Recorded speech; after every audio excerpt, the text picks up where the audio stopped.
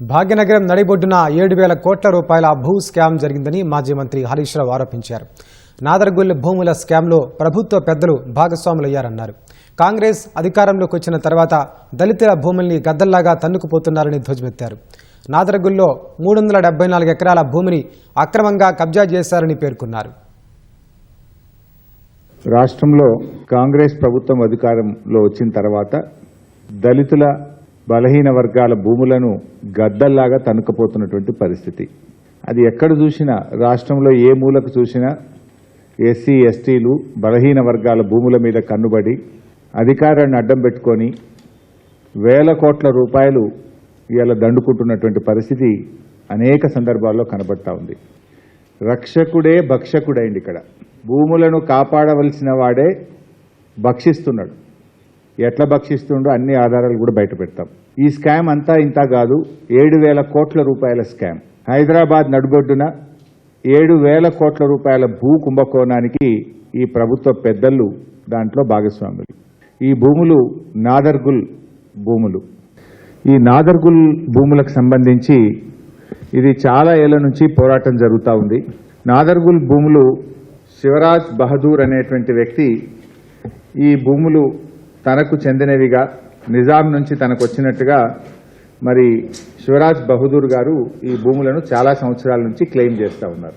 అయితే శివరాజ్ బహదూర్ గారికి సంబంధించి మరి వేరియస్ కోర్ట్స్లో కేసులు జరుగుతూ ఉండే.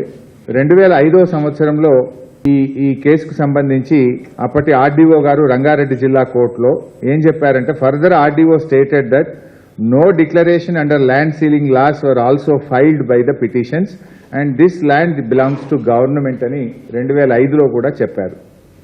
తర్వాత 2007లో ఈ ల్యాండ్ గవర్నమెంట్ ల్యాండ్ అని, ఈ ల్యాండ్ మరి కొంతమంది కబ్జా పెట్టే ప్రయత్నం చేస్తున్నారు, ఈ భూమిని కొట్టేసే ప్రయత్నం చేస్తున్నారు, ఈ భూమిని కాపాడాలని ఆనాడు చంద్రబాబు నాయుడు పోరాటం చేసిండ్రు. ఆ భూముల దగ్గరికి వెళ్లారు. ఆయన పెద్ద ఎత్తున పోరాటం చేసి అప్పుడు ముఖ్యమంత్రి గారికి రాసిన లేఖ ఇది.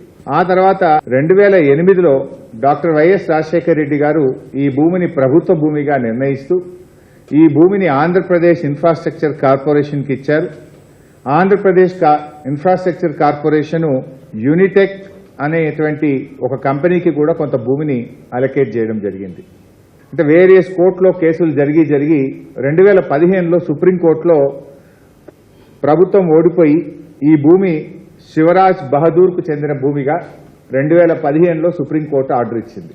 2016లో శివరాజ్ బహదూర్ కొంతమందికి ఈ భూమిని అమ్మడం జరిగింది. ఆ కంపెనీలు ఆర్డీఓ దగ్గరికి వెళ్లి మాకు ల్యాండ్ కన్వర్షన్ చేయండి అని 2016లో బీఆర్ఎస్ ప్రభుత్వం ఉన్నప్పుడు దరఖాస్తు పెట్టుకున్నారు. అప్పుడు 2016లో ఉన్నటువంటి ఆర్డీఓ గారు 22A పెట్టి ఈ భూమిలో ఎలాంటి క్రయ విక్రయాలు చెల్లవు, ఇది ల్యాండ్ సీలింగ్ యాక్ట్ పరిధిలోకి వస్తుందని 2016లో బీఆర్ఎస్ ప్రభుత్వం నిషేధిత జాబితాలో ఈ భూముల్ని పెట్టడం జరిగింది. ఈ భూమిని అమ్మడం తప్పు. ఒకవేళ అమ్మి ఉంటే అమ్మిన ఓనర్ మీద క్రిమినల్ చర్యలు తీసుకోవాలి అని కూడా హైకోర్టు చెప్పింది. సో ఆర్డీఓ గారి నిర్ణయాన్ని హైకోర్టు సమర్థించింది.